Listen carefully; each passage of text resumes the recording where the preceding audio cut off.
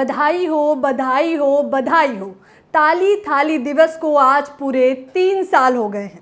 जी हाँ, आपने बिल्कुल सही सुना। जिस प्रकार से आप होली, दिवाली और दशहरा मनाते हैं, ठीक उसी प्रकार से 3 साल पहले 22 मार्च 2020 को आपने सभी ने ताली थाली दिवस भी मनाया होगा कोरोना वायरस को भगाने के लिए।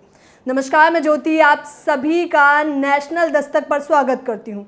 आज मैं कई सारे आंकड़े बताऊंगी और ये भी बताऊंगी कि जहां एक तरफ वैक्सीन गुरु कहा जा रहा था भारत को, ऐसा मैं नहीं कहती बल्कि बड़े बड़े होर्डिंग लगे हुए थे जिसमें साफ तौर पर धन्यवाद मोदी जी के फोटो के साथ साथ वह वैक्सीन गुरु की भी बात की जा रही थी। हाँ, हालांकि वो अलग बात है कि बीबीसी और साथ ही साथ WHO वर्ल्ड हेल्थ ऑर्गेनाइजेशन, विश्व स्वास्थ्य संगठन ये बताता है कि कोरोना वायरस की वजह से तकरीबन 47 लाख लोग मौत के घाट उतर गए। हाँ, वो अलग बात है कि पिछले कई सालों के आंकड़े बताते हैं। 2022 तक के आंकड़े अगर मैं बताऊं तो विश्व स्वास्थ्य संगठन बताता है कि देश भर में कोरोना की वजह से 1.5 करोड़ मौतें हुई हैं। लेकिन सरकार को इन चीज़ों से कहाँ पड़ी है, क्योंकि वो सभी तो अच्छे दिनों में व्यस्त हैं। वो सभी तो भव्य राम मंदिर में व्यस्त हैं। वो सभी तो 80 करोड़ लोगों को मुफ्त में राशन देने में व्यस्त है। सरकार बस एक ही परचम लहराना चाहती है कि 2024 में उन्हें सत्ता में लाइए और मुफ्त का राशन खाते जाइए। हाँ, हालांकि वो अलग बात है कि अभी कुछ दिन पहले आपने रिपोर्ट जरूर पढ़ी होगी कि मेहुल चौकसी, जो कि पंजाब नेशनल बैंक से तकरीबन 14,000 करोड़ का घोटाला करा के फुर्र हो गए। जी हाँ, अब वो तो हाथ भी नहीं आएंगे। अडानी अंबानी वाला मामला अभी शांत भी नहीं हुआ था कि एक और घोटाला सामने आ गया है। अब आपको बताना जरूर चाहूँगी कि वो कोरोना काल के दिवस भी कह सकते हैं या फिर ताली थाली दिवस आप आज लोग मना सकते हैं, तालियां और थालियां बजा के, और शायद अपनी बेवकूफ़ियों पर हंस भी सकते हैं। क्योंकि जिस प्रकार से 8 बजे रात के कर्फ्यू लगता था, क्योंकि सारा का सारा कोरोना तो रात 8 बजे से ही शुरू होता था। हालांकि वो अलग बात है कि शाम को आप लोगों का काटा जाता था चालान। जी, आपने सही सुना। किस प्रकार से कोरोना काल में मास्क और सैनिटाइजर न लगाने की वजह से बार बार आम जनता का कट रहा था चालान।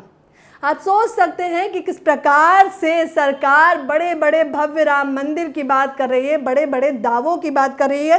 हालांकि वो अलग बात है कि कांग्रेस बार बार बताने का प्रयास कर रही है कि जब से बीजेपी सत्ता में आई है उन्होंने 36,000 करोड़ का घोटाला किया है। ये मैं नहीं कह रही हूँ बल्कि कांग्रेस के नेता बताते हैं। और साथ ही साथ वो क्या बताते हैं जरा सुन लीजिए, एक नज़र उस पर डालना बेहद ज़रूरी है।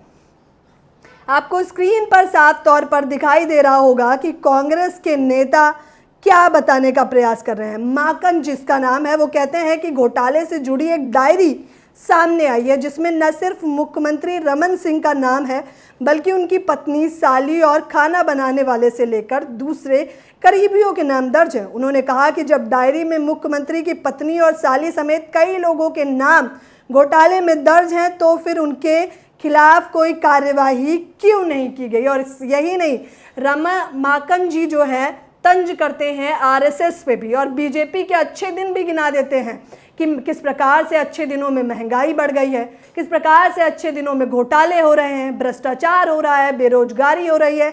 हालांकि वो अलग बात है कि बड़े बड़े होर्डिंग लगे हुए हैं जिसमें एक तरफ योगी आदित्यनाथ जी और दूसरी तरफ मोदी जी की तस्वीर है। और साफ तौर पर आप नज़र जरूर डालिएगा कि किस प्रकार से लिखा है कि 33.50 लाख करोड़ का निवेश मात्र यूपी में किया गया है। और दूसरी तरफ लिखा गया है कि 93 लाख लोगों को रोजगार उपलब्ध कराया गया है। ये हकीकत कितनी सच है, ये तो ज़मीनी स्तर पर जब हम रिपोर्टिंग करते हैं तो जाहिर तौर पर हम आपको दिखाते हैं, लेकिन सरकार के वो ताली थाली वाले जुमले तो आप सभी को याद होंगे। सरकार बार बार यही बता रही है कि आखिरकार किस प्रकार से कांग्रेस और अन्य विपक्षी दल जितने भी हैं वो घोटाले कर रहे हैं बड़े बड़े, लेकिन बस साफ सुथरी कोई पार्टी है तो वो बीजेपी है। पोस्टर पॉलिटिक्स भी अभी कुछ दिनों पहले मैंने आपको बताया था कि किस प्रकार से के कविता जी बताती हैं कि अगर आप विपक्ष में हैं तो आपके कपड़े काले हैं, लेकिन जैसे ही आप बीजेपी में आ जाते हैं तो आप वॉशिंग पाउडर निरमा की तरह दूध के दूल्हे बन जाते हैं, क्योंकि आप तो चमक जाते हैं सफाई से इतना ज़्यादा कि आपने घोटाला किया भी है तो वो दिखाई नहीं देगा। तो आप जरा सोचिए और सोच विचार करके बताइए हमें कि आखिरकार वो ताली थाली बजाने से लेकर अब तक का सफ़र क्या सच में आम जनता के लिए फ़ायदेमंद रहा है। आए दिन लोग जंतर मंतर रामलीला मैदान पर अपने हक की लड़ाई करते हैं। हाँ, वो अलग बात है कि अफसोसन सरकार के कानों में तो जू तक नहीं रेंगती। सोच समझ के आप लोग अपना जवाब जरूर दीजिएगा। इस कोरोना काल से लेकर अब तक कितनी उन्नति और विकास किया है, वाह मोदी जी वाह, कहाँ कहाँ चला है। और घोटाले में जमकर नाम अडानी, अंबानी, नीरव मोदी से लेकर और जैसा कि मेहुल जो अभी सामने ही आए थे कि 14,000 करोड़ का घोटाला कर दिया, फुर्र से फरार हो गए हैं। अपनी राय आप मुझे कमेंट बॉक्स में ज़रूर बताइएगा, क्योंकि आपकी राय जानना मेरे लिए बेहद ज़रूरी है। धन्यवाद। नेशनल दस्तक की आपसे गुजारिश है कि अगर इसको बचाना चाहते हैं तो नेशनल दस्तक को सब्सक्राइब करने के लिए रेड कलर के सब्सक्राइब बटन को दबाएं, फिर बेल आइकन की घंटी दबाएं। नेशनल दस्तक को बचाने के लिए बहुत जरूरी है कि हर खबर को शेयर करें, लाइक करें, कमेंट जरूर करें।